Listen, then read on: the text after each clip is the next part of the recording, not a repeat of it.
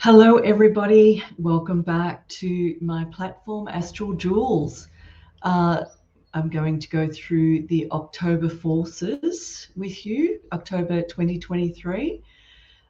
Um, there's a little bit happening, and we'll go through it together with presentations. As we speak, today is a full moon. It's the 29th of September as I'm recording this in Australia. And I'm enjoying the full force of the Piscean energy or Neptunian energy as I'm speaking to you. And remember, I am a sidereal astrologer, which aligns with the position of constellations in the sky. Um, from time to time, I'm going to post the positions of new moons and full moons around the place. And it won't be the same position as you would hear via the mainstream tropical astrologers, of course. I've done several talks on this already, explaining that there is a 23.4-degree difference between the two systems, and that sidereal is visually and mathematically in line with the sky in terms of constellations. So go and see for yourself. So in terms of the angles from one planet to another, both systems are the same. It's the constellations that are different. So I just wanted to point that out because sometimes I get people in the messages saying, no, you're wrong. It's not. Again, sidereal astrologer. So if you want to keep following the tropical guys, maybe you need to find a different platform to be watching. Okay, for those that want to delve into what's going on in October for the sidereal mob, stick around. So firstly, I'm just bringing up the first slide there. And by all means, enlarge the screen if you can't see it. Take screenshots if you need to. It's totally up to you guys. So as at 1st of October, Jupiter is still trine Mercury. If you want to know what's been going on, just have a look at a previous lives for the one for September, the one from August. Some of these are the same because the positions have not changed. So I'm adding to what's already been said, and of course putting additional information in it as well. So this Jupiter trine Mercury gives a strong flow of communication. So now is the time to speak up. Use this force to express yourself.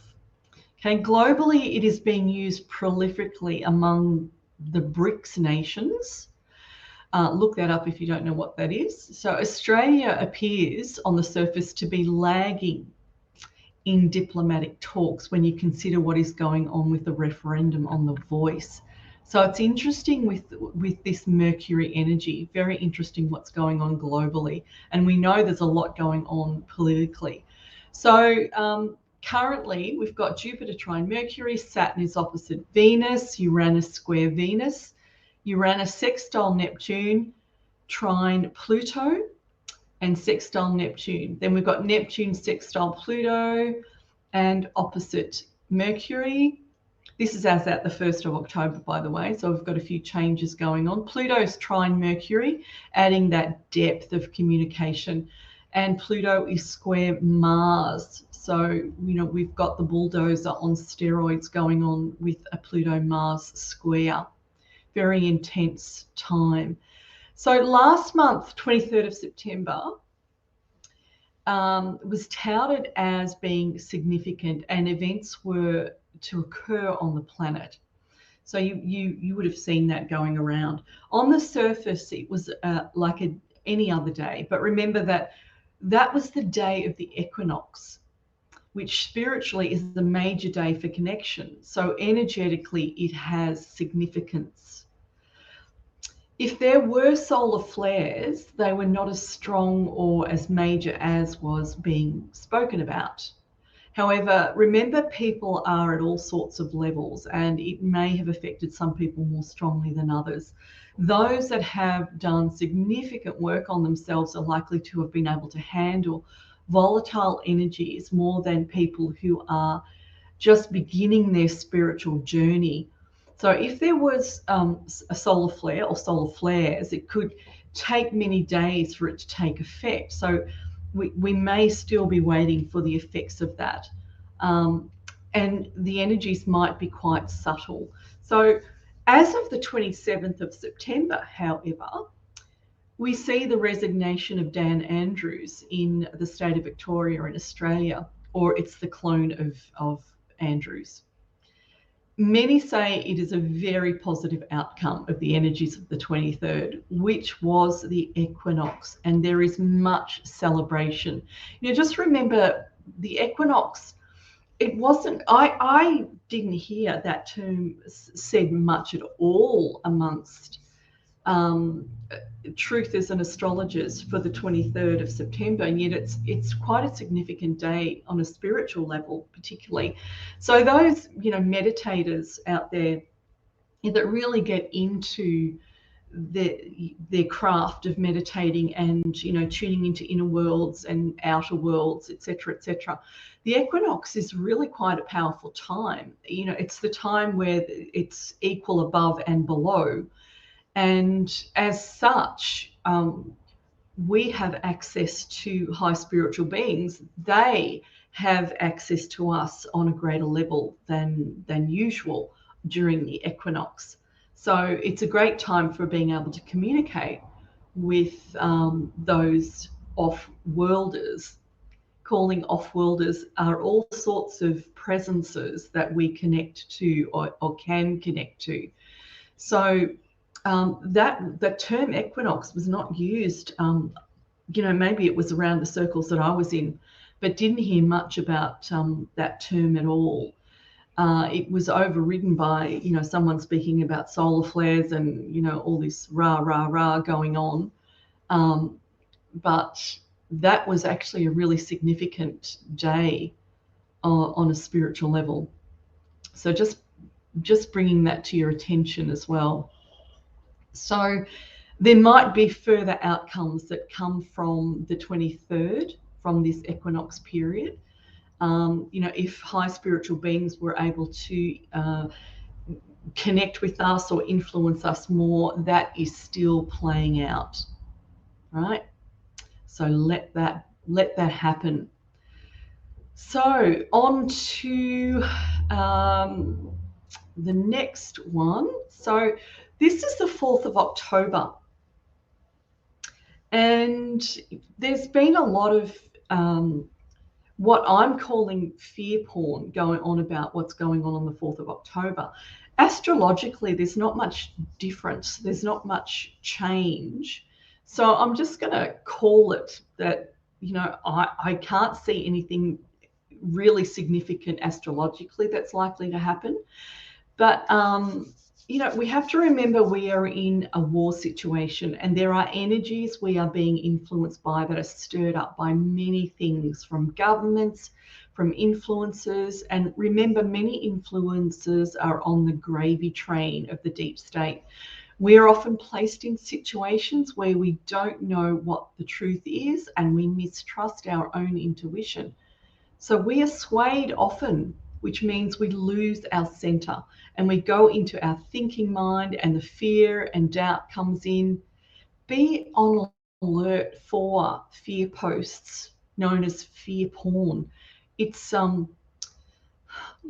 it's quite a distraction.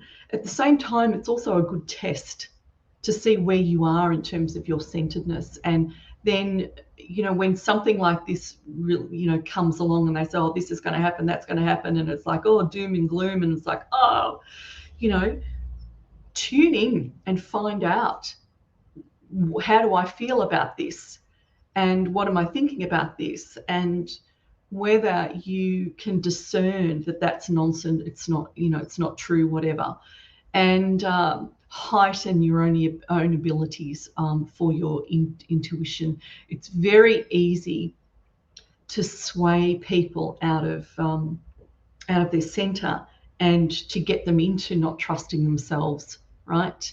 That's what marketing does. It gets us into the fear of the fear porn and not trusting ourselves. It's really, really good at that. But we are in a position now, we're in a period of time where we have to learn how to do that, or we're getting that ability back. So it's really important that you do that, guys. Okay, so moving on, we've got now the sun in Virgo from the 17th of September to the 17th of October. And then from the 18th of October to the 16th, the sun will be in Libra.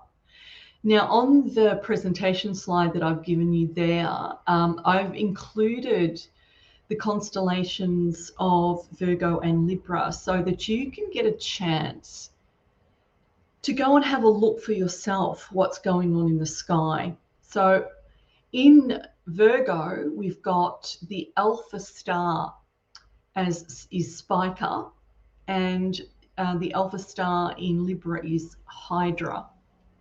And when you're looking at constellations or looking for them in the night sky, the key is to find the Alpha star. So get yourself, stellarium.org on your phone, or get a planisphere, whatever it takes for you to start mapping the night sky. And this will help you it does several things. One of the things, it will really help hone your third eye. It sharpens your third eye abilities. I have done a talk on this before. So if you want to have a look at astraljules.com, and I've got many, many blogs there. And I think I've done a few on the third eye now, third eye meditation, and some audios that go with that. So check it out. But stargazing, anyone that is an astrologer should have some knowledge of the sky, astronomy. Now, astronomers don't give any time to astrologers. We have been basically booted out of everything. Astrologers are we're demonic in terms of some versions of the Bible or interpretations of it. It's not the case. It's not the case at all. Astrologers and astronomers in ancient times were one and the same thing. They weren't separated out at all.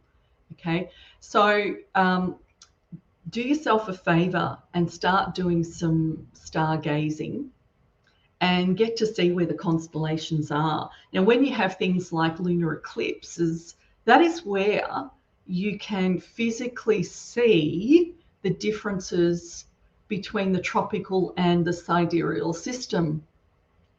Okay, so when the moon phases out, so it's in an eclipse, it goes dark, and you can actually see the constellation behind it quite easily, and that gives you the indicator of just exactly where the moon is in terms of constellations. Don't do that with the sun, or you might damage your eyes. Okay, so let's look at Sun in Virgo. So the Virgo energies bring several forces with them. This constellation is ruled by Mercury, and on the 2nd of October, Mercury begins its journey in Virgo, making this month quite powerful in terms of communication. Don't forget the higher mode of Mercury is like the messenger of the gods. So you can expect the alliance and connections of the off-world kind being more accessible. Mercury leaves Virgo and then heads into Libra on the 19th of October. So it's a quick journey. So take advantage of it. Take advantage of what that energy is bringing to you. You have accessibility to off-world experiences, right? That's your angelic connections, your guides, whatever. Mercury being the messenger, this gives you a major opportunity here to look at vision and being able to look at your perhaps psychic abilities, if you like. So Virgo rules service. So we look at service to others generally. Regarding service, as I've said before, remember that the government are servants to us and not the other way around. This could be a period where more public servants capitulate in favour of humanitarian causes. And who above all are of service to humanity? The military and the alliance. So bear that in mind. Okay. On a personal level, you may feel more generous with your time and favour being of service to those who need your generosity of spirit. Additionally, see if your workplace is lighter and more enjoyable during the sun's journey in Virgo. The sun in Virgo gives an impetus for industriousness, as well as purity and perfection. The sun is associated with individuality. So during this phase, you may be seeking purity or at least trying to get things right. You're likely to work hard towards your goals also. This is also a good period to get your discernment up to speed, as Mercury and the sun will enable you to dissect and dismantle that which needs your discrimination, so you can persistently work through projects that need your attention, whatever that project might be. Okay, you can imagine that forces of light will be using this time to their advantage. Okay, it's a two-way street here. The 2nd of October, Venus goes back into Leo for the entire month of October. This surge of Venusian energy where the sun rules will enable you to review your courageous efforts. Take stock of how you are traveling with your bravery and your ability to step up. Remember, Venus is opposite Saturn, which is in Aquarius. You are likely getting lessons to do with your friends and acquaintances and also your relationships with family. Are you able to speak up and hold your own? Or have you learned to just drop having them believe your standpoint on things and move on? The force of Venus will be on your side, so use that energy to your advantage. It's a very extraordinary period of time that we've got going on here. So this communication ability, that's on you. And that can be verbal, can also be written communication, of course, as well. Any of those out there writing a book, this is another good bite of the cherry. Fantastic. So Sun in Libra, on the 18th of October, the Sun enters Libra, which is ruled by Venus. So just because the Sun is all shiny and lovely doesn't mean that its journey through Libra is all light and love. It has its downsides. So the Sun stands for individuality, and Libra is the ruler of close relationships.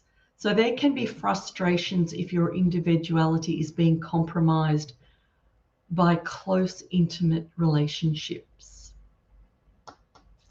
The impact of Venus opposite Saturn, which is in Aquarius, is quite likely you've had lessons to do with friends and acquaintances. Perhaps sorting out whether you can still cohabitate with them, or you've had to change your social circle or friends.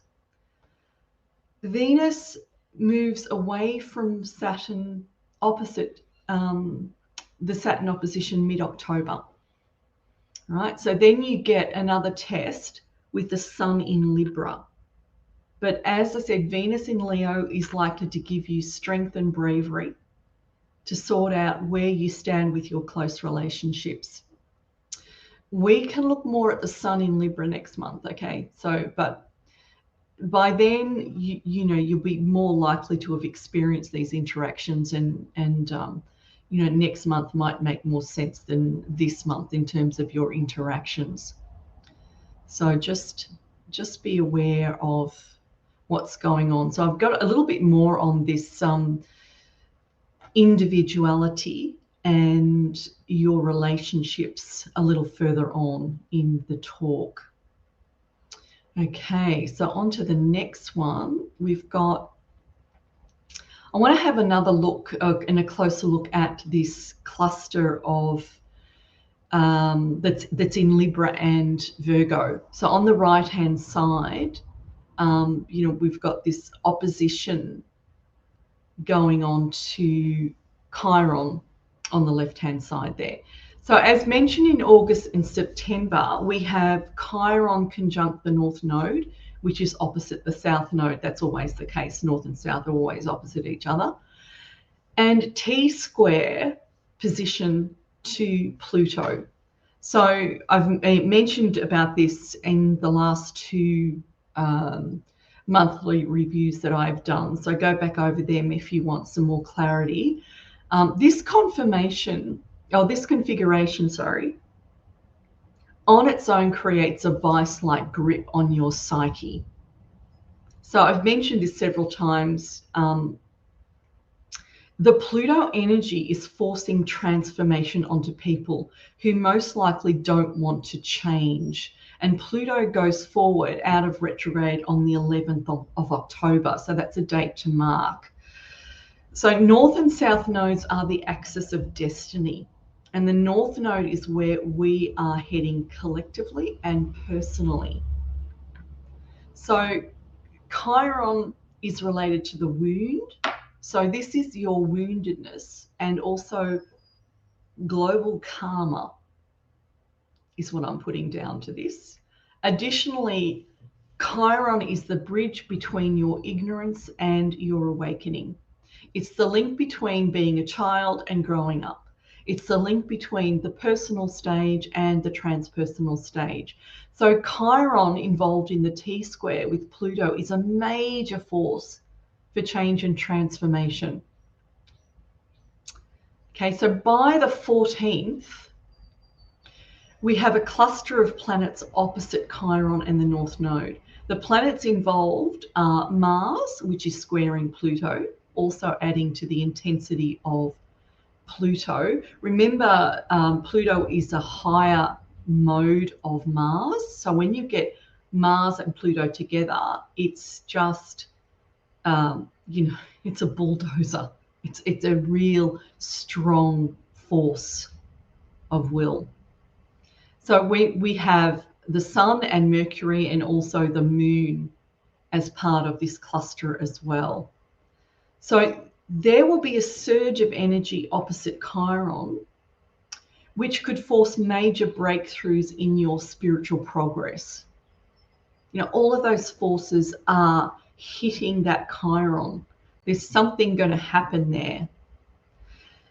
So this is bringing an opportunity to take those wounds you've been hanging on to and getting clarity on what you need to learn and then letting them go.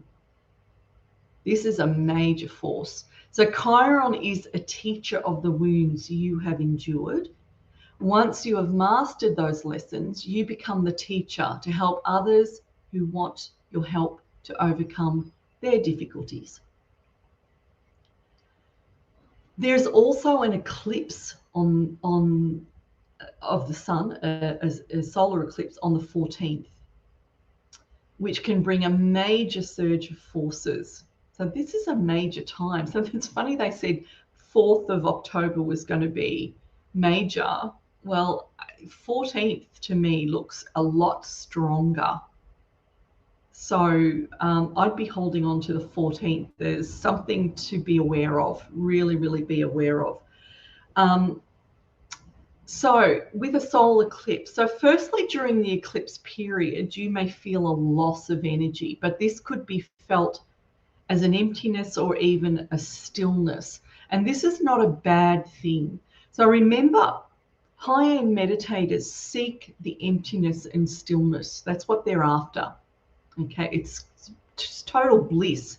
It's full-on quiet.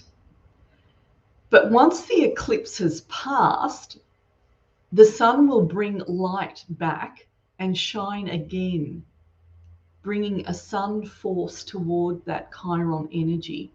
If you can be still during this eclipse, you will likely notice the feelings that it brings, right? I encourage you to use this eclipse energy at least a week or even 2 weeks before this eclipse, aspire for assistance. Aspire, put your aspirations up there. We know that spiritual forces are very accessible at the moment, and their influence is, it's almost instantaneous in some circumstances. I've had that happen to myself a few times in the last 6 months. I request something, or I just want clarity on something, and wham, it's just there instantly. It's been quite shocking, actually, in how fast it comes. Brilliant, though. But just know it's accessible. You have access to these forces yourself. Okay. So Chiron is in Pisces until the 3rd of May 2025, and it goes into Aries on the 4th of May 2025. So we've got this Pisces energy. Be aware with Pisces energy, as lower mode can see you in delusion and not reality in terms of your wounds. So there's a lot of deception that can go on here. And, you might be deceiving yourself in terms of your woundedness, or saying, oh, there's nothing wrong with me, I'm okay, without actually really delving in and looking. Be in the stillness and really reflect on yourself. And, I'm not wanting to put things there that are not, but, don't be in delusion if you haven't addressed any wounds of the past. Things like using affirmations, this is a good example, can actually put band-aids on a festering wound. It's like the power, positive thinking is great in its place, but if you're trying to put positive thinking over a festering wound, the positive thinking may not be healing that wound, and it still has to be dealt with. You still need to get clarity on what your traumas were, and what your fears are, what these wounds are. So just be aware of the delusion that's involved with that.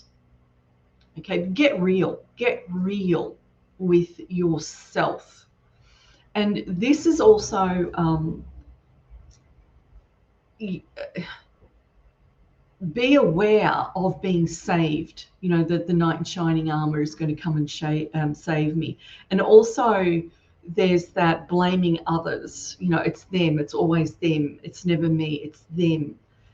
That's also not reality. It's not reality when you're not looking at your part in what's going on with your life, with your woundedness, with your fears, and all the disruptions and blocks that go on in your life, right? So just watch that. This is a really strong period to be addressing that. Aspire for clarity. Ask, is there anything that I need to see, or what can I see in order to overcome what I need to overcome, right? So higher mode of this Chiron in Pisces energy, provided you have your senses about you, get into reality, you will get the help you are wanting. You just have to ask for it, right? Now, the softness of Neptune can envelop your soul and help with your healing. Neptune energy high mode is absolutely, it's cosmic. It's really, really cosmic. When you've got a sense of reality mixed with this cosmic energy, that's where you put full consciousness into what is actually going on, instead of, ga, and then eventually falling asleep. If you've got the structure to hold those spaces, they're absolutely mammoth, really, really mammoth. Okay. So next, we're looking at the day after the solar eclipse. On the 15th is the new moon, right? It's also in Virgo. So remember, I am a sidereal astrologer, and in line with the sky, and the new moon is in Virgo. So you can use the impulse of the new moon to overcome what you need to overcome, whatever you want to start. use the new moon as that starting point for an impulse. It actually helps you achieve what it is you want to achieve. Okay, it actually works for you when you're using a new moon. Look at your health and healing. Look at service also. So that's all part of the Virgo energy. Also ask whether you are doing too much for others in terms of service and whether you need to find a balance. Perhaps it's the opposite. Giving service to others can be a way of bringing you out of a rut and give you what you need. So maybe you could do volunteer work if you have time on your hands, right? This is, we've got to look at the positive and the negative, the mirrors, what's going on. So because giving service to others is really fantastic. And you get a lot from doing that. Giving to others generously is a beautiful thing, provided that's what you want to be doing, right? Provided you want to be doing that. If you're always putting everyone else first, and that's what you regard as service to others, and you yourself don't receive, then that looks like an imbalance. So you need to be looking at that. Also, Virgo energy, relates to the 6th house, and that is your work life. So your work and colleagues. Have a look at what's going on in your work situation. Are you working way too hard? That's one thing to look at.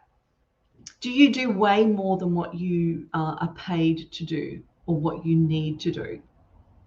Do you have balance in your work life? Now, I know of some people that are currently on sick leave, and they're in recovery mode for certain things, right? Now, they're struggling to deal with the fact of slowing down. They don't know how to slow down. And this can cause all sorts of havoc. Now, this is a common thing. This happens to people that go on annual holidays. It takes a week to unwind, and then you have your holiday. And you have a look at people that are like that. They are always looking for something to do. They just don't know how to relax. It's a problem, right? Now, this is to do with your health and healing, but also looking at your workplace. And is this what you need to look at? Are you working way too hard? Do you know how to have a work-life balance? And what is going to happen when you go into retirement? Sadly, I know of people that have gone into retirement after, 40 years of working, 40, 45 years of working. They're in their 60s, which should be a good time of life. They're wanting to now go off into their holiday period, whatever. And sadly, they drop dead because they come out of a rhythm of working like dogs, and they don't know how to cope with this relaxation mode. It's actually a thing. So just be aware of that. Are you giving too much service over to others? And do you need to bring some of it back to yourself? It is a thing, guys. Trust me. Trust me on that one. Okay, so the new moons can be really powerful, and it's up to you to use them. With Pluto involved with the eclipses this month, you can expect major changes to occur. So don't look outward for the world to change. Look inward and change yourself. Only then will your world change. Now, I said eclipses, didn't I? Not just one. And let's go on to the next slide. And we've got, on the 29th of October, we have a lunar eclipse with the full moon being in Aries. right? It's in Aries. I think for both systems, tropical and sidereal, they're both in Aries. And of course, in the sidereal system, there it's just at the beginning of the constellation, whereas tropical, it's at the end of the constellation. So, but interestingly, both systems are in Aries for this full moon. Now,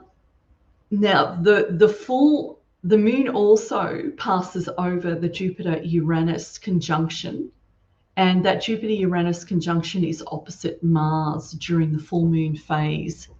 So this illuminates the intensities. It illuminates and it intensifies Jupiter, Uranus, and Mars, all three of those together.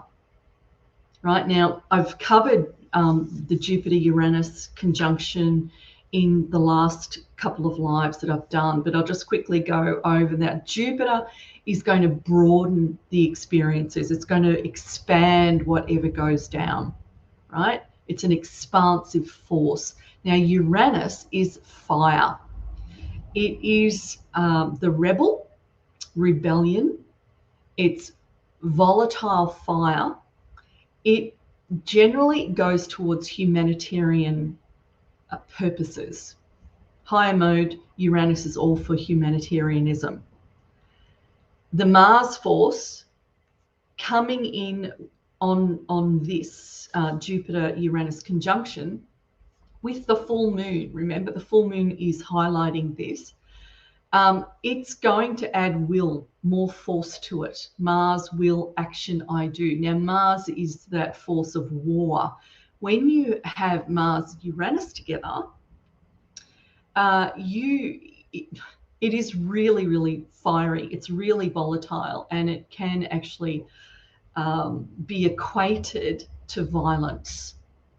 And it could be the war thing. So this could be the World War III scare event that they're talking about.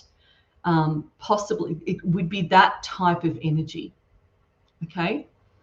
But again, there's a positive and negative to everything, right? So this is a really fiery force. And for some people, it's going to bring a lot of exuberance. Okay. It's going to illuminate that. So what stands out for me is that the full moon being in Aries is opposite Libra, of course. This Aries-Libra axis gives the notification of me, not me, as well as I am, we are. So Aries is the ruler of the first house, which is the house of the I am. It's me, right? So you're looking at who am I? And you're looking at what is me and what is not me. And who am I in amongst the we are, in amongst your social circle, your close relationships also, in your family, your husband, wife, your children, your close relationships. Who are you as an individual in amongst this group? So this is going to be highlighted. So not only is it going on globally, it's going on personally. All right. This is something very, very strong to look at. So this axis and all its notifications is one where you can, of course, look at yourself personally and who you are in the world and how your life is playing out in terms of your individuality and autonomy. You can also look at this axis on a global level in the same vein, asking the question, what is me and not me in terms of how the world is being managed? It's dark versus light, the whole balance or imbalance of this in your life, this world, what's going on. So I am and we are, or I am versus we are, enables you to look at your environment, your neighbors, your tribe of people, your family, and everyone you associate with. And can you define who you are within that environment? Or do you just get lost in the crowd, right? Now, Also, end of October, Venus is in opposition to Neptune. So lower mode, as I've said, deception and delusion, nebulousness and ungroundedness. You see this with these airy fairy people, people that go into these high states, but they've lost their presence. They're off with the fairies.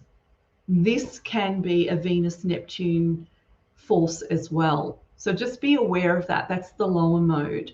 But higher mode, high spiritual forces assisting humanity, which can be elusive visually, but tune in and see what this feels like to you. Be patient enough to quieten the mind and feel what is happening with this force. So don't lose sight of yourself in these experiences. Remember, we create our own reality in every moment. We created this mess collectively, and we are undoing it collectively. This is not what some people want to hear, but to get beyond the cycle of karma, cause and effect, we have to change. So remember that it's not about being saved by something external. We've got to be part of it. We're being part of the change that is actually going on, right? We are the ones that have to change the way we do things, right? And then collectively, we will change our world. That is what we're doing. What is happening. You could say it's going to happen with or without you, and do you want to be a part of that? That's important to contemplate, right? And do you take control of your life or not? Is somebody ruling over it? Is your government ruling over it? Where are you in your own life? That's really, really important to see. Okay, so lastly, I'm just going back through the retrogrades, which I've shown several times before in the last couple of months. Now, what we've got left in terms of retrogrades is Jupiter, Saturn, Uranus, Neptune, Pluto, and Chiron. And you will notice that Pluto, as I've said before, goes out of retrograde, starts going forward on the 11th of October. So just in terms of, at your health, this Virgo energy, the sun in Virgo, and this Pluto moving forward. Now, many people that I know have been going through a very difficult time throughout most of the year, in fact. But as I've said before, the nodes and Pluto are creating this vice. It's a gripping energy, and Pluto is in Capricorn, and that's creating a lot of lessons and a lot of transformation for change.